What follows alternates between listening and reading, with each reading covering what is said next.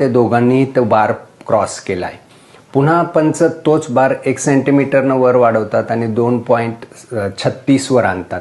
तिथंही दोघं समान उडी मारतात. 2.37 वर सुद्धा तो बार पूर्ण करतात. तेवढ्यात जो इटलीचा तांबेरी आहे त्याच्या पायाला दुखापत होते आणि तो म्हणतो की बस, मी याच्या पुढची उडी मारणार नाही आणि तो नकार देतो.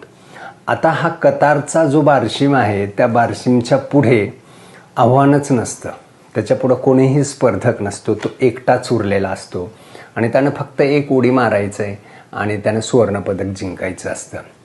पण त्याच्या डोक्यात विचार येतो की अरे, कोणी स्पर्धक नसताना पराक्रम गाजवणं, पदक मिळवणं, याच कसला पराक्रम आला आहे.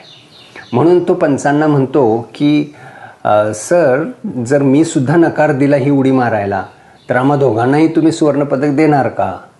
आणि मग पंच एकत्र येतात आणि ते चर्चा करून नवीन नियमानुसार ते म्हणतात की हो. आणि ते जेव्हा होकार देतात तेव्हा घडलेला हा प्रसंग आहे.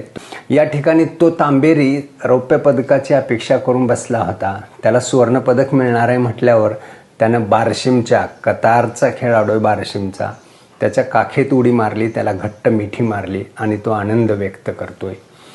बघा, ज्या जगामध्ये आपल्याला स्पर्धकच राहणार नाही याचा काटेकोरपणे काळजी घेतली जाते, राजकारण असो, तिथं फॉर्म भरायला आपला विरोधक पोचणारच नाही याच्यासाठी त्याचं अपहरण केलं जातं.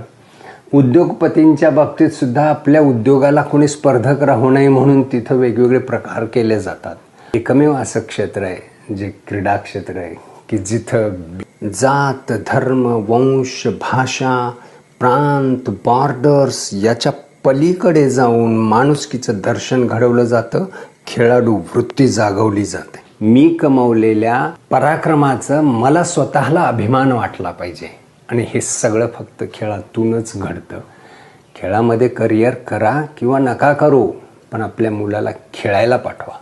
कुठल्या तरी शाळेच्या एखाद्या संघामध्ये त्याला खेळू द्या. तो जिंकेल किंवा न जिंकेल, पण त्याला हरू द्या. हार पचवायची ताकद निर्माण होईल, त्याबरोबरच जिंकण्याची जिद्दही निर्माण होईल.